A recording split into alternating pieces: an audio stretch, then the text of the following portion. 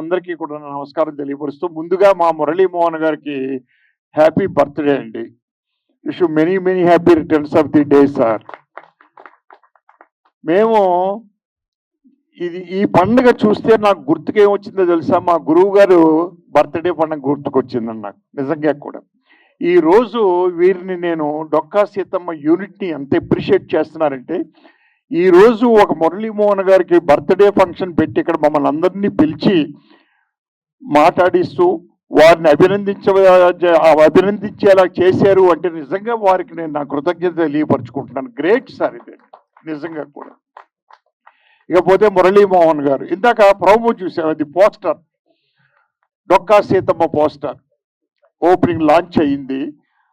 వీరు ఒక అరుదైన సినిమా డొక్కా సీతమ్మ, మేము చదువుకునే రోజుల్లో డొక్కా సీతమ్మ అనే పేర్లు విన్నాం బాగాను, అప్పటి నుంచి విన్నాం మేమండి. అది పాపులర్ నేమ్. దాని మీద మీరు సినిమా తీస్తున్నారంటే చాలా అద్భుతమైన సినిమా తీస్తున్నారు మీరు. నిజంగా మీ అందరికీ కూడా యూనిట్ అందరికీ కూడా కంగ్రాట్స్ తెలుపుతూ అది అత్యద్భుతమైనటువంటి సక్సెస్ కావాలని, మీకు మంచి పేరు రావాలని కోరుకుంటున్నాను. ఇకపోతే మా మురళీమోహన్ గారు, నేను ఇండస్ట్రీకి వచ్చినప్పటి నుంచి ఆల్మోస్ట్ ఆల్ ఈ రోజు వరకు కూడా ఇండస్ట్రీలో ఇద్దరు పేర్లే వినిపిస్తూ ఉంటాయండి. మంచితనంలో కానీ, క్రమశిక్షణలో కానీ, ఒక డెడికేషన్లో కానీ కృష్ణ గారు, మురళీమోహన్ గారు. నేను ఎందుకు అప్పటి నుంచి అసిస్టెంట్ డైరెక్టర్గా ఉన్నప్పటి నుంచి నేను ఈ రెండు పేర్లు వింటానే ఉన్నాను నేనండి. మురళీమోహన్ గారు, కృష్ణ గారు, మురళీమోహన్ గారు, కృష్ణ గారు, మురళీమోహన్ గారు అనండి. It is a great thing అండి. ఒక్కోసారి కొంతకాలం అయిన తర్వాత మరుగున పడిపోవచ్చు, కానీ మరుగున పడలేదు. ఈ రోజు వరకు వింటున్నాను నేను అది. మరి ఈ రోజు అయింది 86 అండి, 86లో అడుగు పెడుతున్న మురళీమోహన్ గారి పేరు ఇంకా మీకు ఇండస్ట్రీలో వినిపిస్తుందంటే ఆయన మంచితనం కానీ, క్రమశిక్షణ కానీ, డెడికేషన్ కానీ గ్రేట్ అండి. అసలు మా గురువు గారు ఎంత లైక్ చేసేవారంటే దాసనారాయణరావు గారు మురళి అని పిలిచేవారండి. మేమందరం మురళీమోహన్ గారు అనుకుంటే తప్పదు. అది మురళి అని ఎంత ఆప్యాయంగా ఆయన కొడుకును పిలిచినట్టు పిలిచేవారండి ఆయన దాసర్ గారు. ఎప్పుడైనా చాలా ఫోన్లు ఆయనకి పర్సనల్గా చేసేవారు కూడా గురువు గారు, దాసర్ గారు అంత లైక్ చేసేవారు గురువు గారు మురళీమోహన్ గారిని.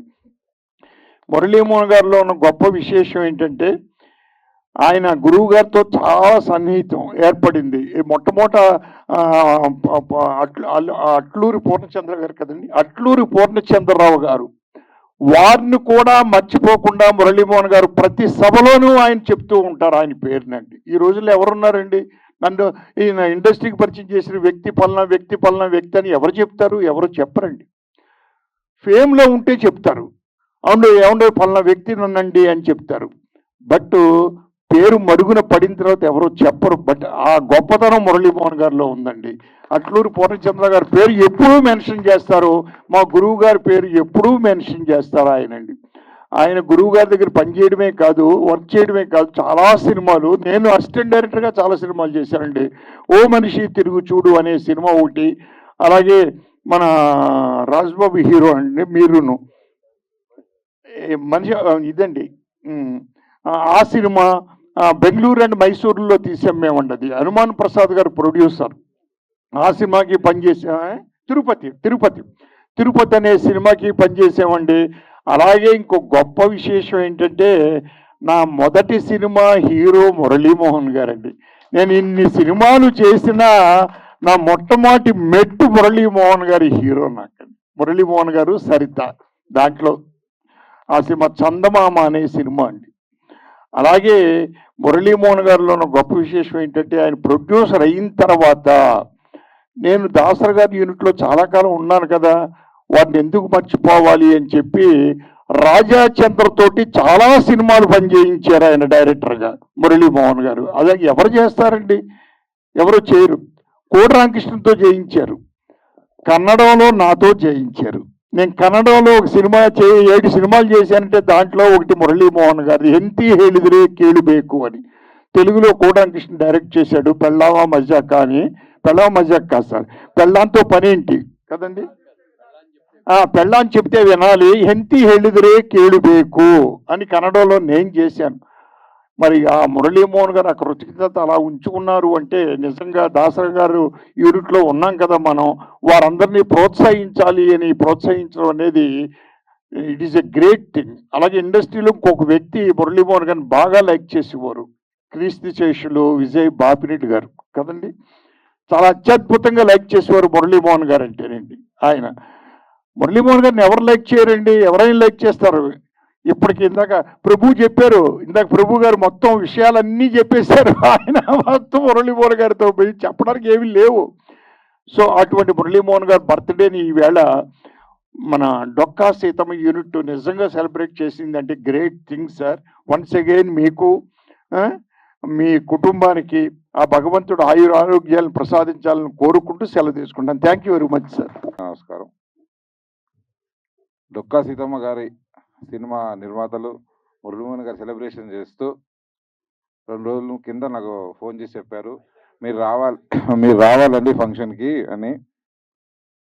సరే ఇద్దరు అంటే డొక్కా సీతమ్మ గారు ఆమె పుస్తకాలలో ఆమె గురించి చదివి విని చాలా అంటే ఒక పూట అన్నం పెడితేనే ఒక పూట అన్నం పెట్టి ఒకరికి చేస్తేనే మనం ఏదో గొప్పగా ఫీల్ అయిపోతాం. అలాంటిది కొన్ని లక్షల మందికి ఎన్నో సంవత్సరాలుగా ఆమె జీవితాంతం ఒకే సేవ చేసి ఉన్న మహాతల్లి పేరు మీద సినిమా తీయటం ఆ నిర్మాతలను నేను మనస్ఫూర్తిగా గౌరవిస్తున్నాను. ఎందుకంటే కమర్షియల్ ప్రపంచంలో ఏ సినిమా తీయాలి లెక్కలు వేసుకొని కొలతలు వేసుకొని మీటర్లు వేసుకొని సినిమాలు తీయటం నేను చూసుకుంటూ పెరిగాను. అలాగే అప్పుడప్పుడు ఎవరో ఒకరు ఇట్లాంటి ఒక జీవిత చరిత్రలో గొప్పవారిది తెలవాలని సినిమా తీస్తుంటారు.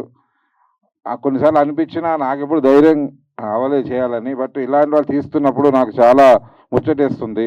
అంటే గొప్ప సినిమా తీయడానికి వాళ్ళకి కావాల్సింది డబ్బు అదే కాదు, గట్స్ కావాలి. ఈ జీవిత చరిత్ర ప్రజలందరూ చెప్పడానికి ముందుకు వచ్చిన నిర్మాతలకి మంచి జరగాలని, ఆ దర్శకుడికి సక్సెస్ రావాలని మనస్ఫూర్తిగా కోరుకుంటూ డొక్కా సీతమ్మ టీం అందరికీ నా శుభాకాంక్షలు. నటులు మా మురళీమోహన్ గారు ఆ అభిమానంతో మేము దాసరి ఫిల్మ్ అవార్డ్స్ కానీ కోడిరామకృష్ణ ఫిల్మ్ అవార్డ్స్ కానీ చేస్తుంటే మాకు కుడి భుజంలో ఉంటూ ఎప్పుడు సవాలు ఇస్తే మా మురళీమోహన్ గారు ఈవేళ 85వ పుట్టినరోజు సందర్భంగా వారికి శుభాకాంక్షలు తెలియజేస్తున్నాను. ఈవేళ 4 ఫైట్లు 4 డ్యాన్సులు ఉండే సినిమాలు తీసి ఈ రోజుల్లో ఒక అద్భుతమైన దృశ్య కావ్యం తీద్దామని ఈ డొక్కా సీతమ్మ పేరుతోటి ఒక గొప్ప చిత్రాన్ని నిర్మిస్తున్న దర్శకుని వారిని సపోర్ట్ చేసిన నిర్మాతలను అభినందించాలి.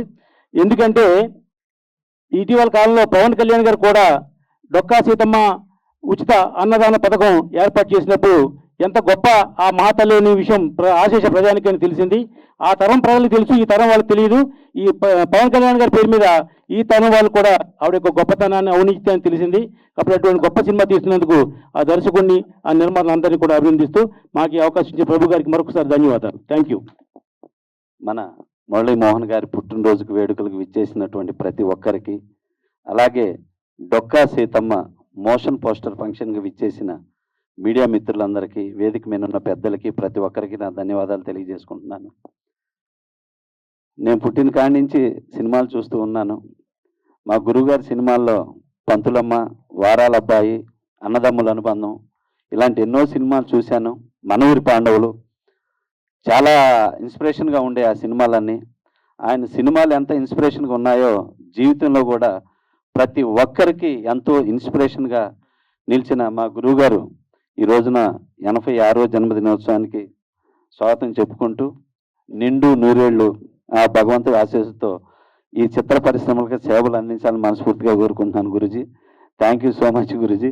అలాగే డొక్కా సీతమ్మ ఇలాంటి ఒక గొప్ప చిత్రాన్ని తీయడానికి ముందుకు వచ్చినటువంటి నిర్మాతలకి, మా దర్శకుడు రవినారాయణకి, ప్రతి ఒక్కరికి మనస్ఫూర్తిగా ధన్యవాదాలు తెలియజేసుకుంటున్నానండి.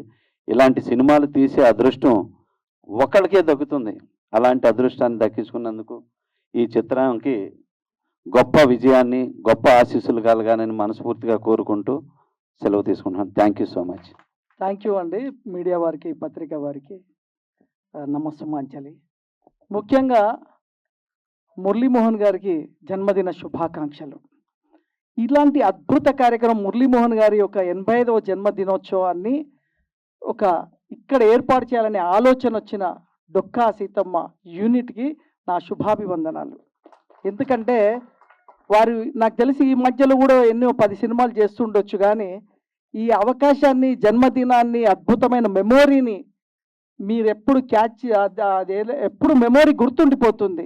Dokka Seethamma unit producers, directors ఎంత మంచి ఆలోచనతోటి మీరు మురళీమోహన్ గారి జన్మదినం, అది ఒక రంగం కాదు సక్సెస్ అంటే. ప్రతి వ్యక్తి ఒక రంగంలో సక్సెస్ అయ్యి 2 రంగాలు ఫెయిల్ అవ్వచ్చు, కానీ మురళీమోహన్ గారి జీవితంలో వారు పట్టుకున్న అన్ని రంగాల్లో సక్సెస్. ఒక నటుడిగా, ఒక హీరోగా, ఒక ప్రొడ్యూసర్గా, ఒక రియల్టర్గా, ఒక బిల్డర్గా, ఒక రాజకీయ నాయకుడిగా, పార్లమెంటరీగా, ఎన్ని రంగాల్లో ఈ రోజు వరకు కూడా ఆయన ఇంత ఆరోగ్యంగా ఉండడానికి నేను తెలుసుకున్న కారణం ఒకటే, ఆయన ఎప్పుడు కూడా ఈర్ష్య ద్వేషాలు ఆయనలో కనిపించలేదు. సర్వే జన సుఖినో భవంతు అంటుంటాడు. ఎప్పుడు కూడా అందరూ బాగుండాలని కోరుకునే మురళీమోహన్ గారు ఇంత ఆరోగ్యంగా, మనిషి ఎప్పుడు కూడా ఆరోగ్యంగా ఉండాలంటే మనం కోరుకోవాల్సింది ఒకటేనండి, అందరూ బాగుండాలనుకుంటే మనం బాగుంటాం, కానీ మనమే బాగుండాలనుకుంటే ఎప్పుడు కూడా బాగుండలేము. సో అలాగే అందరూ బాగుండాలని నేను 25 సంవత్సరాలుగా ఎన్నో వందల కార్యక్రమాలు సార్తో కలిసి ఉన్నప్పుడు ఆయన ఎప్పుడు నవ్వుతూ పలకరించే ఆ పిలుపు కానీ ఎంతో అద్భుతం సార్. మీతో మెమోరీస్ చాలా హ్యాపీ. ఈరోజు జన్మదినం చేసుకున్నందుకు మీరు ఇంకా ఎన్ని జన్మదినాలు ఇదే వేదికలో ఇలాగే జరగాలని, మీరు 100 సంవత్సరాల వేడుకల్లో కూడా ఇంతే యాక్టివ్గా, ఇంతే ఎనర్జీగా, ఇంతే సినిమాలు చేస్తూ మీరు ఇలాగే ఉండాలని ఆ భగవంతుని ప్రార్థిస్తూ, మరి ఈ మధ్యన నేను తీసిన జయహో రామానుజ సినిమా రామానుజుడి పాత్ర, వెంకటేశుడి పాత్ర వేయడం వల్ల కొంత నాకు బాగా స్పిరిచువల్గా నా మైండ్లో కూడా బాగా వచ్చేసింది. కాబట్టి ఆ భగవంతుణ్ణి నేను మిమ్మల్ని ఆరోగ్యాలు ప్రసాదించాలని కోరుకుంటూ, ఇంకొకటండి, ఆరోగ్యమే మహాభాగ్యం అంటారు. 1000 కోట్లు సంపాదించిన వాళ్ళు కూడా 50-60 ఏళ్ళు రాగానే సర్వ రోగాలు వస్తున్న పరిస్థితుల్లో ఈరోజు ఆరోగ్యమే మహాభాగ్యాన్ని కాపాడుకున్న అద్భుతమైన వ్యక్తి మురళీమోహన్ గారు. ఇన్స్పిరేషన్, నాకు రియల్టర్గా ఇన్స్పిరేషన్, ఆరోగ్యంలో కూడా సారే inspiration sir. Thank you very much. నాకు ఈ అవకాశం ఇచ్చిన డొక్కా సీతమ్మ యూనిట్, ఒక బయోపిక్ సినిమా తీయాలంటే చాలా కష్టం, ఎందుకంటే నేను తీసిన కాబట్టి అనుభవం నాకు తెలుసు. ఆ టైంలో ఉండాల్సిన ఏవి చూశానండి, ఎంతో అద్భుతంగా ఉంది. అంటే ఈరోజు ఇంకొక ముఖ్య విషయం ఏంటంటే, ఈ 85వ జన్మదినంలో కూడా సార్ ఈ సినిమాకి హీరో.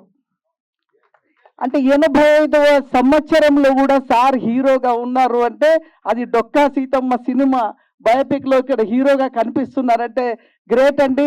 మీ యూనిట్కి కంగ్రాట్స్. ఈ సినిమా హిట్ కావాలి, ఇలాంటి అద్భుతమైన ఆలోచన మీ అందరికీ మంచి పేరు తేవాలి, నిర్మాతకి డబ్బు రావాలని నేను కోరుకుంటూ థ్యాంక్ యూ వెరీ మచ్. నమస్కారం. మీడియా మిత్రులకి, అలాగే వేదికను అలంకరించిన పెద్దలందరికీ నా నమస్కారములు. ఫస్ట్ నేను చెప్పాల్సింది ఏంటంటే, మురళీమోహన్ గారు అంటే నాకు చాలా ఇష్టం. ఆయనకి నేను వేరే అభిమానిని. ఎందుకంటే ఫస్ట్ రైటర్గా నేను పిట్టల సినిమా చేసినప్పుడు, నేను మురళీమోహన్ గారిని కలిసినప్పుడు ఆయన చాలా అప్రిషియేట్ చేసి నాలో ఒక ఉత్సాహాన్ని కల్పించారు సారు.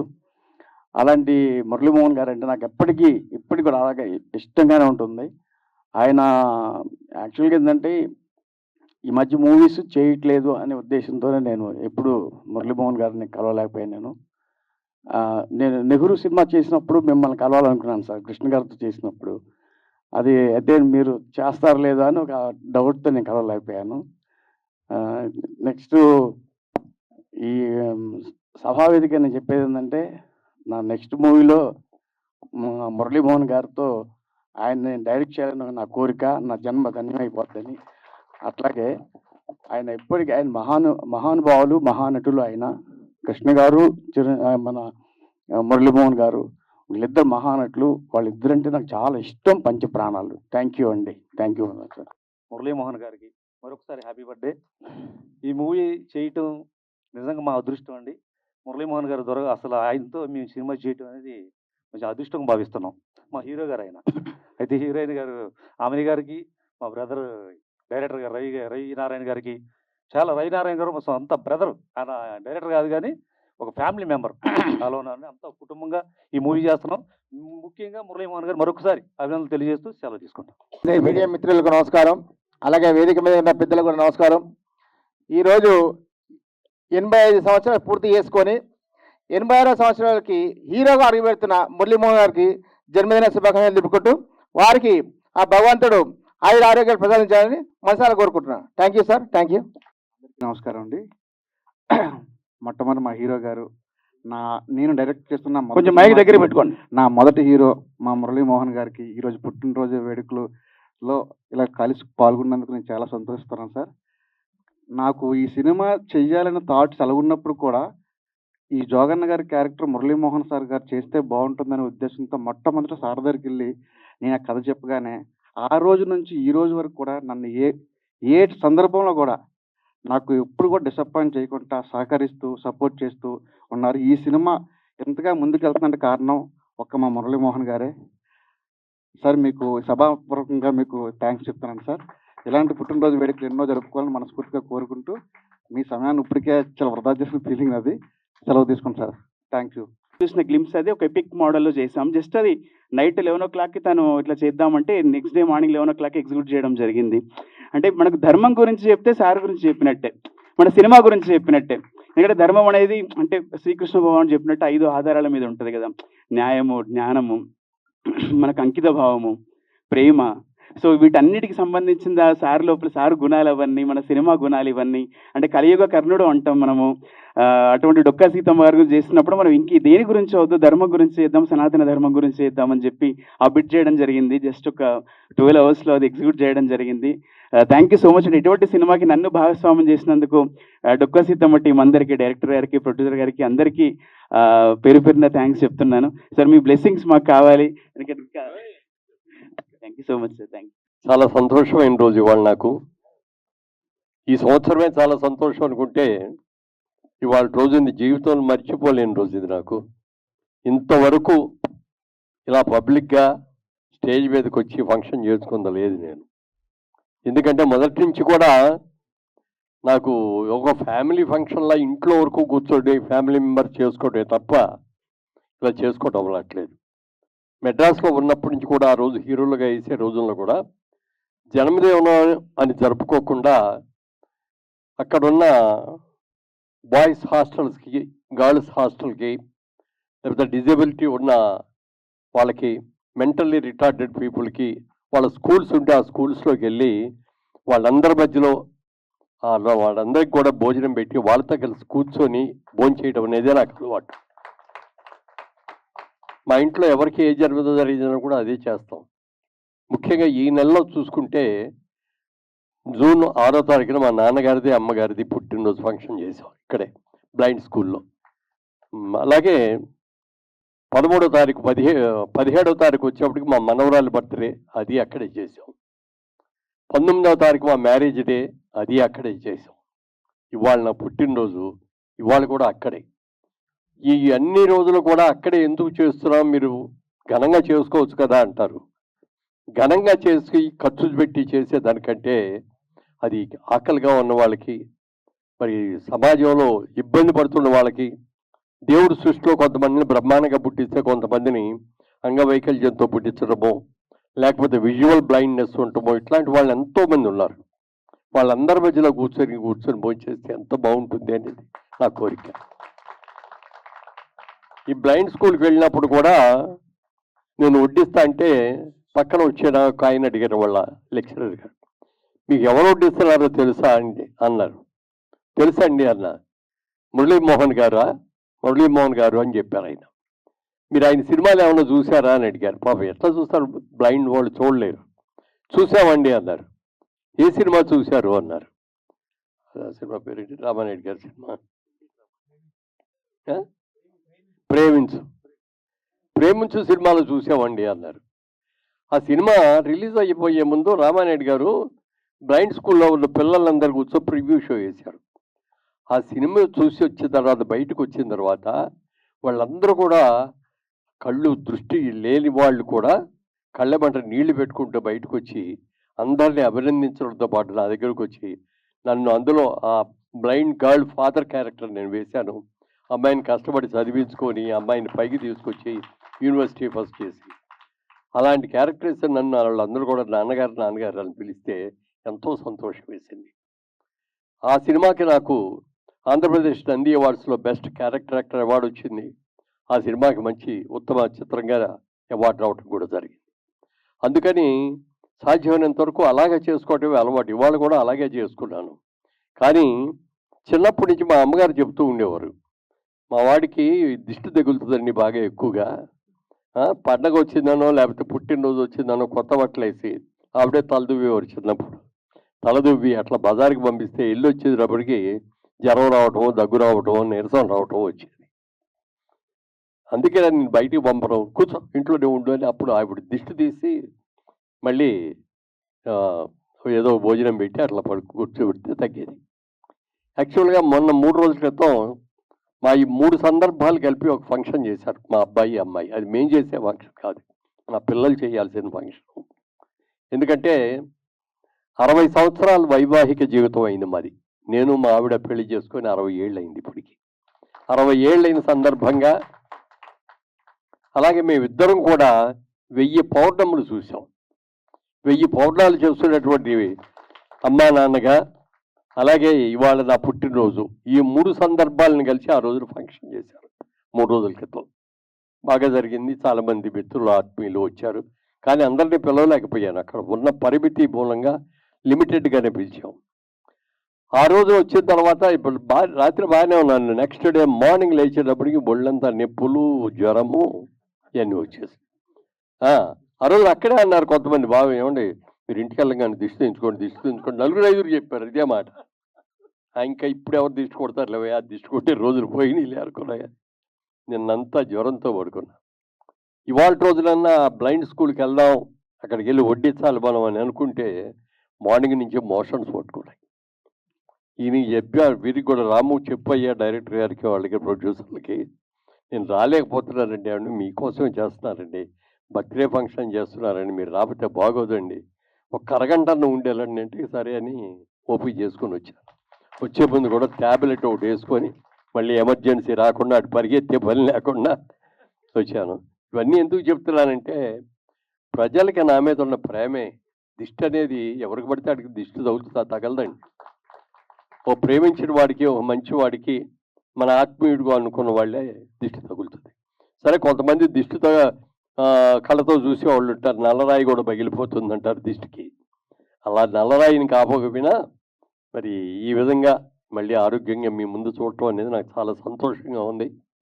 ఇవాళ జరుగుతున్న ఇంతవరకు సినిమా ఇండస్ట్రీలో 350 సినిమాలు చేశాను. ఎప్పుడు ఇలా వేదిక మీద నా బొమ్మ వేసి ఇలా జరగడం ఇదే ఫస్ట్ టైం. నేను చెప్తున్నానండి, ఈరోజే ఫస్ట్ టైం. ఎప్పుడు జరగల ఇట్లా.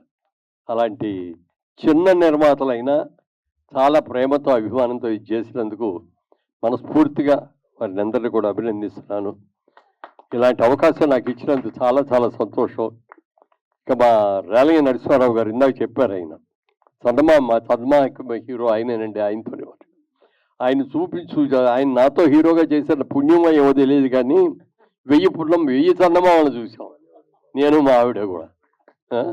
అలాగే రామ్ సత్యాన్ గారు, ఆయన నిర్మాతల పట్ల దేవుడు. ఆయన ఎందుకు మాట్లాడుతున్నానంటే ఆయనంతటిగా ఆయన తీసిన సినిమాలే కాకుండా ఎంతోమంది సినిమా తీద్దామని మొదలుపెట్టి మధ్యలో ఆగిపోయిన వాళ్ళందరూ కూడా పిలిచి, మీకు ఎందుకు ఆ సినిమా సగం నేను పూర్తి చేసి నేను రిలీజ్ చేస్తానని చెప్పి ఎంతోమందిని ఆదుకున్న వ్యక్తి. చాలామందికి తెలుసో తెలియదో, ఏంటంటే 100 పైన తీశారు, 115 సినిమాలు తీశారు ఆయన. అంత మంచి నిర్మాత, అంత మంచి వ్యక్తి. చిన్న చిన్న నిర్మాతలు వస్తారు, వాళ్ళకి ఏదైనా ఇబ్బంది పడితే మనం ఆదుకోవాలి అనేటువంటి మంచి మనసున్న వ్యక్తి ఆయన రామ్ సత్యాన్ గారు. అలాగే ఇక డొక్కా సీతమ్మ గారి గురించి, మాది వెస్ట్ గోదావరి, ఈస్ట్ గోదావరి 2 అనుకోండి.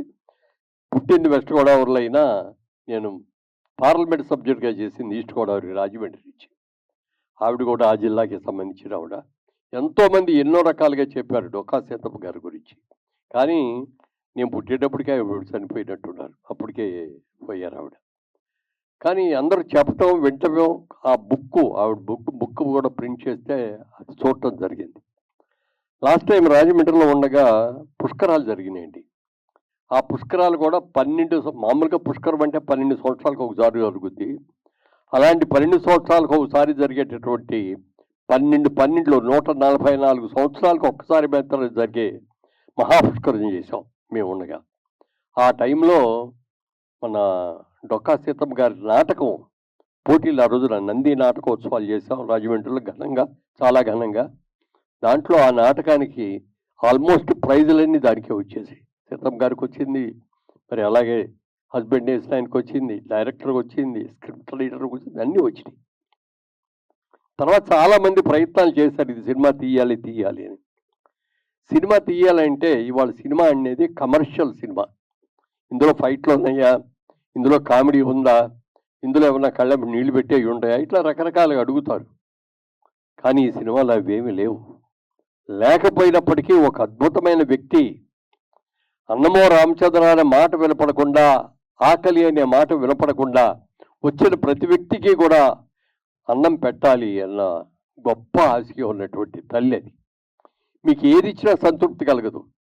100 రూపాయలు కావాలని వచ్చా అనుకోండి, 1000 రూపాయలు తీసుకోవయ్యా అని ఇచ్చినా ఆ క్షణం సంతోషిస్తాడు, వెళ్ళిపోతాడు. ఏం 1000 ఇచ్చాడు, 10,000 ఇవ్వచ్చు కదా, ఏంటో బాగా సంపాదించాడు కదా, 1,00,000 రూపాయలు ఇవ్వచ్చు కదా అనుకుంటారే తప్ప చాలండి చాలని చాలా థ్యాంక్స్ అని అనరు.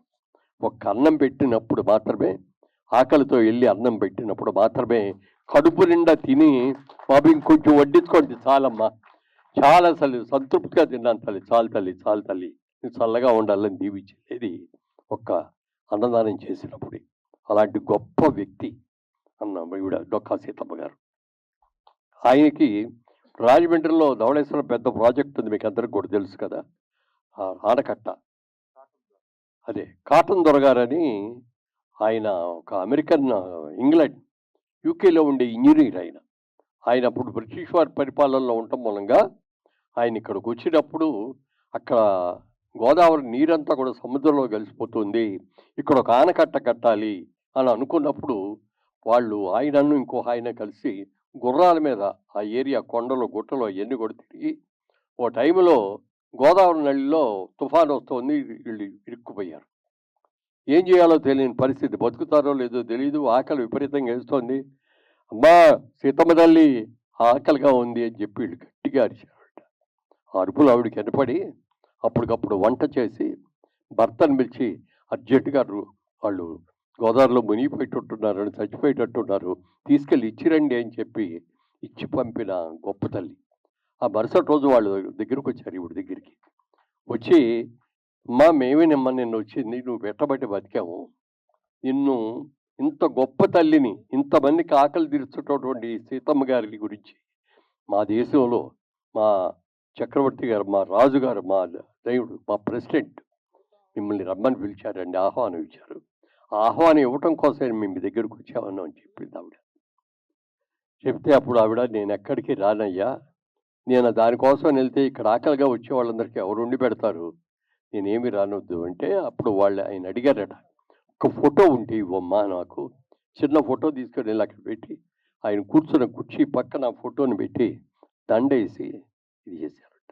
అది ఆవిడ గొప్పతనం. చాలామంది నిర్మాతలు తీయాలి తీయాలి అనుకున్నారు, ఎవరు డేర్ చేయాల. అలాంటిది మా నిర్మాతలు వీళ్ళందరూ, ఆ దర్శకుడు కానీ ఇది చెయ్యాలి, దీంట్లో లాభం ఎంత వస్తుందని కాదు, ఇది ఒక కళాఖండం లాంటి సినిమా, ఒక కన్న తల్లి ఆకలిగా వచ్చిన వాళ్ళకి అన్నం పెట్టిన చిత్రం ఇది. ఈ చిత్రం తీయాల్సిందే, ఎంత లాభం వచ్చినా నష్టం వచ్చినా అని అనుకోవటం. దానికి అనేక మంది మిత్రులందరూ కూడా చిన్న పెద్ద అని లేకుండా అనేక మంది సహకరించి వచ్చారు. ఇంతమంది సహకరించింది ఎప్పుడు కూడా సక్సెస్ అవుతుందండి.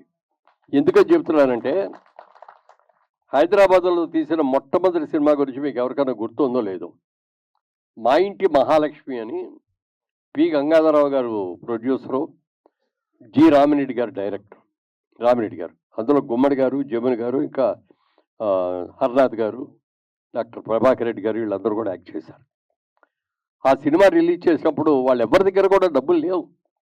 అప్పుడు చివరికి అందరు కలిసి కూర్చొని మనందరం తలా కాస్త వేసుకుందాం, తలా 5,000 వేసుకుందాం, 16-20 మంది ప్రొడ్యూసర్లు, ప్రొడ్యూసర్ అనే పేరు పిలిచి అందరి పేర్లు బాగా చేస్తే బాగోదు అని అప్పుడు ఆ గంగాధరరావు గారి పేరు ప్రొడ్యూసర్ అనేసి ఈయన డైరెక్ట్ చేశారు. ఫస్ట్ సినిమా సారథి స్టూడియోలో తీసిన మొట్టమొదటి తెలుగు సినిమా మా ఇంటి మహాలక్ష్మి. పెద్ద హిట్ అయింది, మంచి ప్రైజులు వచ్చినాయి, మంచి అవార్డులు వచ్చినాయి. అలాగే ఈ సినిమా కూడా మంచి అవార్డు ఖచ్చితంగా రావాలి, వస్తుంది అని నాకు నమ్మకం ఉంది. అయితే ఇంకో చిన్న విషయం ఏంటంటే, వాళ్ళు ఈ సినిమా తీస్తున్నారు, ఇంత పబ్లిసిటీ వచ్చేస్తుందని చెప్పి కొంతమంది ఈ సినిమా రైట్స్ బాయి, ఈ సినిమా కథ బాది. ఇది కథ కాదు, ఇది జీవిత చరిత్ర. 100 సంవత్సరాల పైన చరిత్రకి ఎవరికి రైట్స్ అనేది ఉండదు. ఎవరైనా తీసుకోవచ్చు, కాపీ రైట్ ఉండదు దానికి, ఎవరైనా తీసుకోవచ్చు.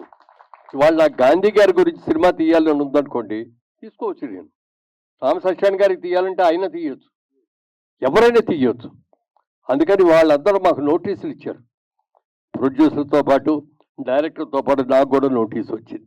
ఏమిటి అని చూస్తే, ఇది సినిమా మాది, మేమే చేసాం, ఈ నాటకం మేమే రాసాం, దీని మీద రైట్స్ మాకే ఉన్నాయని. కోర్టుకు కూడా వెళ్ళాల్సిన అవసరం లేదు. కోర్టులో అసలు దాన్ని అడ్మిట్ చేసుకోరనే సంగతి నాకు తెలుసు. అలా చేసి ఎన్నో ఇబ్బందులు పెడుతున్నారు. ఎన్ని ఇబ్బందులు పెట్టినా, ఎందుకంటే అనాయాసంగా అన్నం తిరిగి తినేసి ఆహా అనుకునేదానికంటే కూడా ఆకలి ఇచ్చినప్పుడు అన్నం తింటేనే దాని గురించి అరుగుదల కూడా.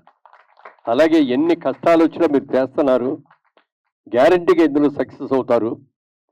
డబ్బులు ఎంత వస్తాయి అనేది నేను చెప్పలేను, గ్యారంటీగా రివార్డు మాత్రం డెఫినెట్గా వస్తుందండి. ఇది చక్కగా తీస్తే స్టేట్ అవార్డే కాదు, నేషనల్ అవార్డు కూడా రావాలని మనస్ఫూర్తిగా కోరుకుంటూ, ఇంత మంచి విజయం ఇంతమంది చిన్న చిన్న నిర్మాతలందరూ కూడా సహకరించి చేస్తున్నందుకు అందరినీ కూడా మనస్ఫూర్తిగా అభినందిస్తూ సెలవు తీసుకున్నాను. Thank you.